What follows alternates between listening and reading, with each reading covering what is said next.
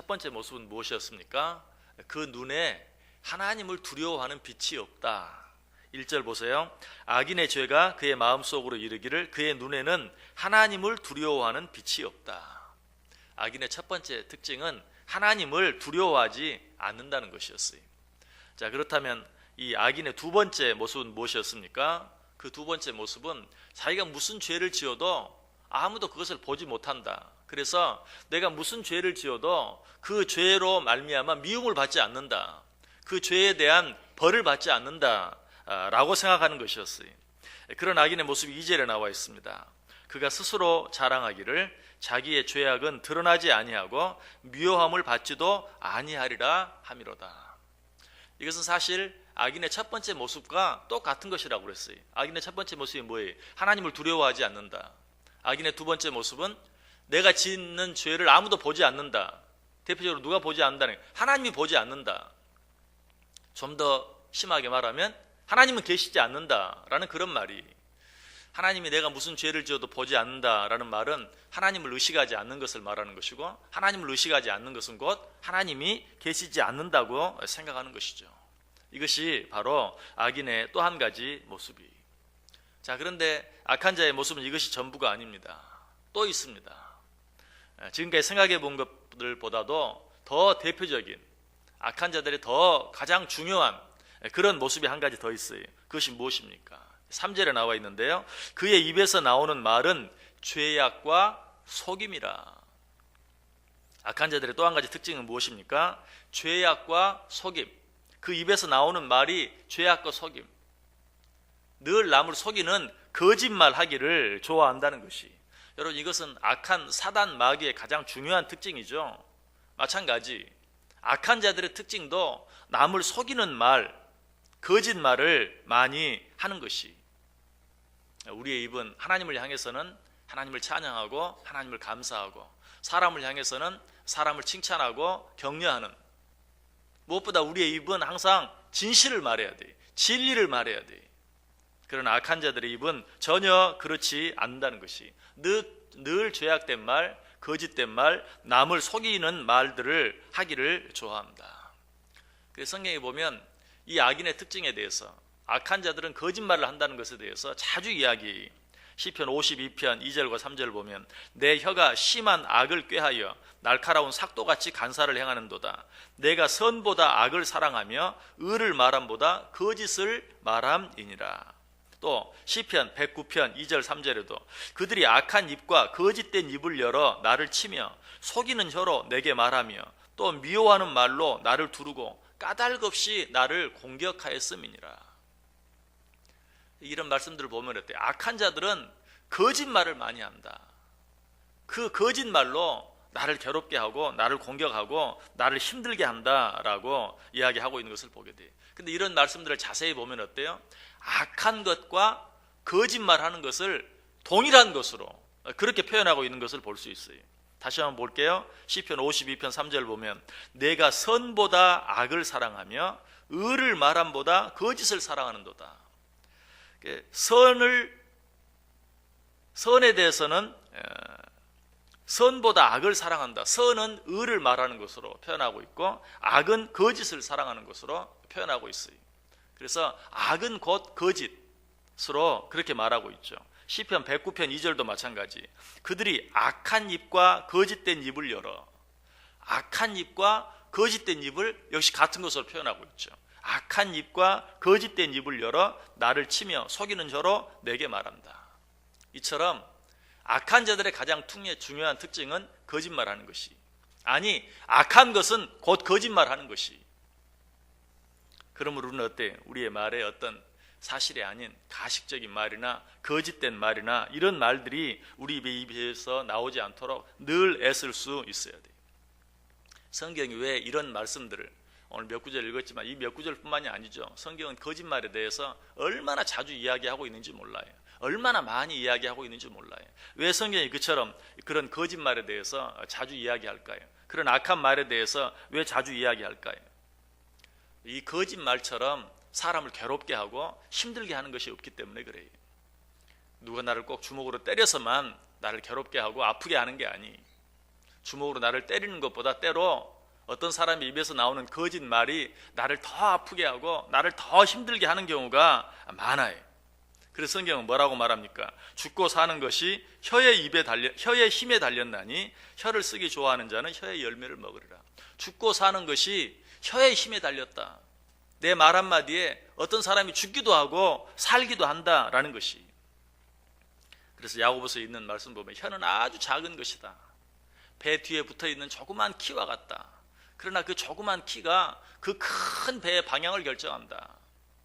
또 우리 입의 말은 작은 불씨와 같다. 그러나 그 작은 불씨가 어때요? 정말 큰 산을 태우기도 한다. 우리 입의 말은 그와 같은 것이. 그러므로 우리는 입의 말을 항상 조심할 수 있어야 돼요. 그래서 잠언 6장 16절 17절에 보면 하나님께서 싫어하시는 것들이 여러 가지가 있다라고 말하고 있는데 그 첫 번째로 뭘 말한다고 그랬죠? 제가 자주 말씀드렸는데 하나님이 싫어하는 것 67가지가 있다. 그 첫 번째가 뭐라고 그랬어요? 교만이라고 그랬어요. 교만.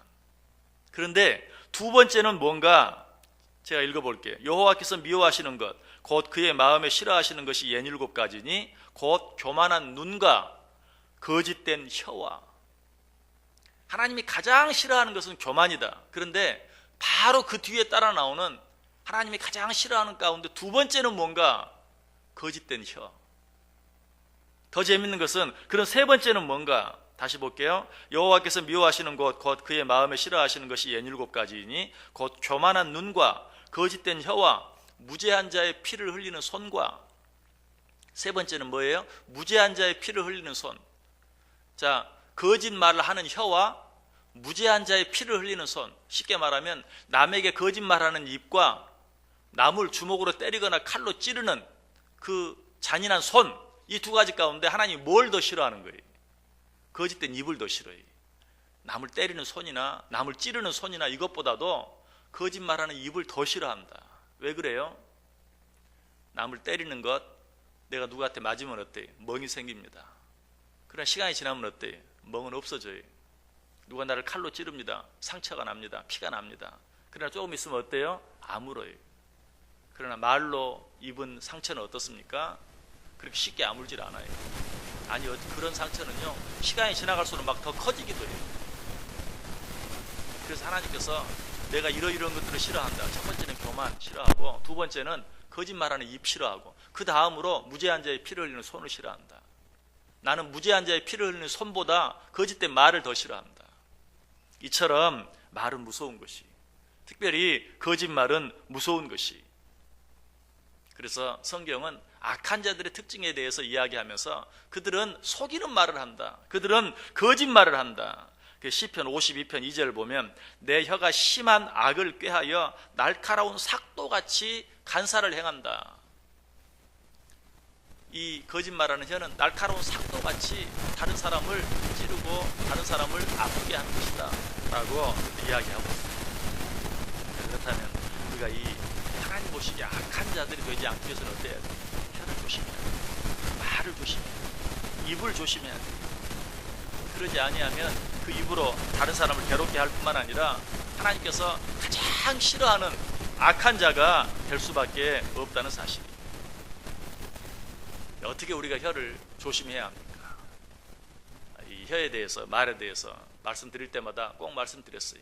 다른 방법이 없다.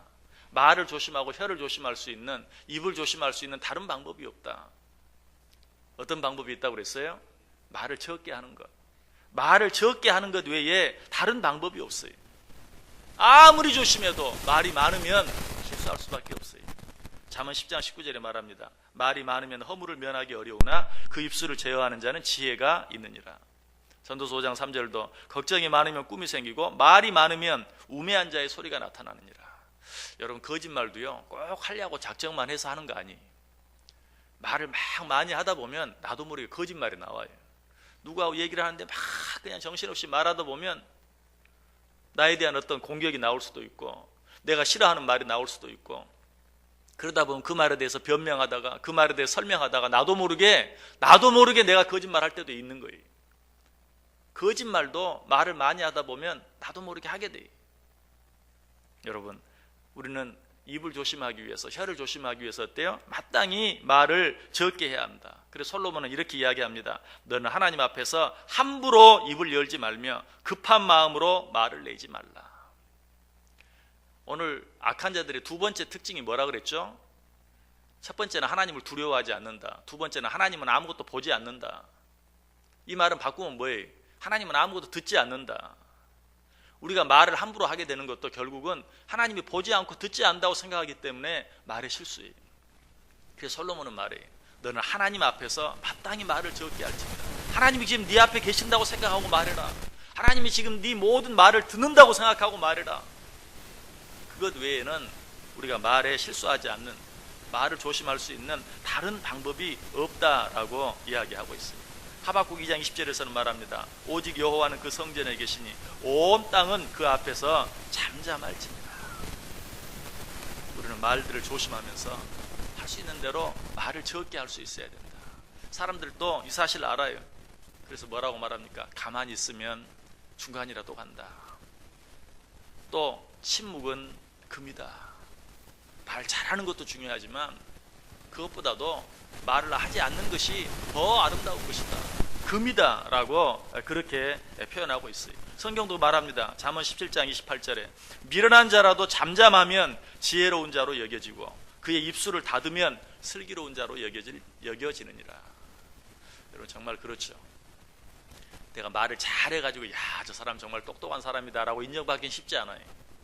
그러나 입을 다물고 있으면, 말을 적게 하면 아, 저 사람 참 괜찮은 사람 같다, 진중한 사람 같다, 또 저 사람 속에는 뭐가 있을까. 말을 하지 않는 것만으로 오히려 다른 사람에게 인정받을 수도 있어요. 여러분, 말을 어떻게 하느냐에 따라서 악인이 될 수도 있고 의인이 될 수도 있다는 사실을 우리는 꼭 기억하고 늘 말을 조심할 수 있어야 돼요. 그래서 오늘 본문은 악한 자의 특징에 대해서 이야기하면서 뭐에 대해서 말해요? 악한 자들은 말을 조심하지 않는다. 악한 자들은 말을 함부로 한다. 악한 자들은 속이는 말을 한다. 악한 자들은 거짓말을 한다라고 이야기하고 있습니다. 자, 그렇다면 우리가 말을 조심하기 위해서 또 한 가지 해야 될 일은 뭘까요? 말을 조심하기 위해서는 말을 적게 해야 된다라고 말했는데, 우리가 정말로 말로 죄를 짓지 않기 위해서, 말을 잘못함으로 말미암아 악한 자의 자리에 서지 않기 위해서 어떻게 해야 할까요? 하나님께 내 입의 말을 지켜달라고 기도할 수 있어야 돼요. 여러분, 이 입이 내 입 같지만 내 마음대로 안 돼요. 하나님께서 내 입을 지켜달라고 하나님께 기도할 수 있어야 돼요. 시편 19편 14절에 보니까 나의 반석이시여 나의 구속자이신 여호와여 내 입의 말과 마음의 묵상이 주님 앞에 연락되기를 원합니다. 나의 입술의 모든 말과 나의 마음의 묵상이 주께 연락되기를 원하네. 여러분, 새벽마다 하나님 앞에 나왔을 때 꼭 이 기도를 드리세요. 하나님, 이 하루 내 입의 말을 지켜주셔서 내 입의 모든 말이 정말 아름다운 제사처럼 하나님께 연락되어지는 그런 말이 되게 해주옵소서. 여러분, 새벽 예배에 나오시는 여러분들은 특별히 여러 가지 많은 것들을 위해서 기도하지만 하나님, 이 하루 내 입의 말, 내 혀의 말을 지켜주옵소서. 내 입의 말, 내 혀의 말이 정말 하나님 받으시기에 아름다운 것들을 되게 해주옵소서. 또 어떤 기도가 있습니까? 누가복음 12장 12절에 보면 마땅히 할 말을 성령이 곧 그때 너희에게 가르치시리라. 여러분, 우리 입의 말도 성령이 가르쳐 주세요. 그러므로 우리는 보다 적극적으로 이렇게 기도할 수 있어야 돼. 하나님, 내게 할 말을 주옵소서. 내 입에 할 말을 넣어 주옵소서. 내 생각대로 마음대로 말하는 것이 아니라 성령님께서 내 모든 말을 주장해 주셔서 마땅히 해야 할 말들을 할 수 있게 해 주옵소서. 그리고 또 시편 31편 20절에 보면 주께서 그들을 주의 은밀한 곳에 숨기사 사람의 꾀에서 벗어나게 하시고 비밀이 장막에 감추사 말 다툼에서 면하게 하시리이다. 말 다툼 가운데서 면하게 해주시는 분도 하나님이세요. 그럼 우리는 또 그렇게 기도할 수 있어야 돼요. 하나님, 내가 이 말 다툼에 휘말리지 않게 해주옵소서. 이 하루 살아가면서 말 때문에 내가 얽매이는 일이 없게 해주옵소서. 하나님께 기도할 수 있어야 돼요. 여러분, 사역마다 꼭 이 기도 드려보세요. 하나님, 내 입의 말을 지켜주옵소서. 하나님, 내가 할 말을 내 입에 넣어주옵소서. 하나님, 세상의 모든 말 다툼 구설수에서 면하게 해주옵소서. 얼마나 중요한 기도인지 몰라요. 그렇게 할 때 하나님께서 우리를 악인의 자리에 빠지지 아니하도록 우리 입술의 말, 우리 혀의 말을 지켜주심으로 악인의 자리에 서지 않도록 하나님이 나와 함께 하시고 나를 도와주세요. 어제 아침에 제가 그런 말씀 드렸어요. 악인과 의인은 한 끗 차이다. 왜? 하나님께서 보신다고 생각하면 의인이고 하나님이 보시지 않는다고 생각하면 악인이다. 저 감옥에 있는 사람들은 하나님이 보지 않는다고 생각하다가 저기 앉아 있는 것이고 하나님이 본다고 생각하는 자들은 조심해서 거기 가지 않는, 악인과 의인은 한 끗 차이다. 그렇게 말씀을 드렸어요. 오늘도 역시 똑같은 말씀을 드릴 수 있어요. 악인과 의인은 한 끗 차이예요. 악인은 정말 나쁜 사람이고 의인은 정말 선한 사람이 아니에요. 우리가 하는 말 가운데 그런 말이 있죠. 아 다르고 다르다. 아 함으로 악인이 될 수도 있고 함으로 의인이 될 수도 있는 거예요. 말 한마디, 글자 하나 때문에 악인이 되기도 하고 의인이 되기도 해요. 말은 그처럼 중요한 것이. 오늘 하루 어떻게 살기를 원하십니까? 우리가 어떻게 살아야 될지 결론적으로 주시는 말씀, 우리 한 구절 같이 찾아 읽고 말씀 마치겠습니다. 마태복음 12장 36절 37절 한번 펴보시기 바랍니다. 마태복음 12장 36절 37절.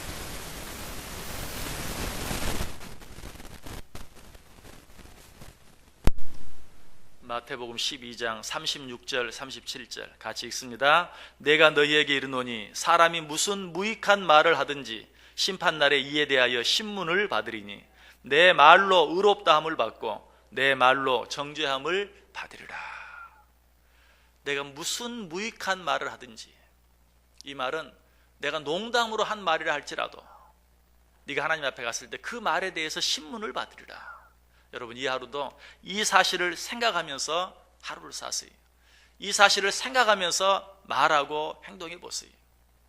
그렇게 함으로 정말 하나님께도 칭찬을 받고 사람들에게도 사랑을 받는, 악인의 자리에 서는 것이 아니라 의인의 자리에 설 수 있는 저 여러분 꼭 될 수 있기를 주님의 이름으로 간절히 축원합니다.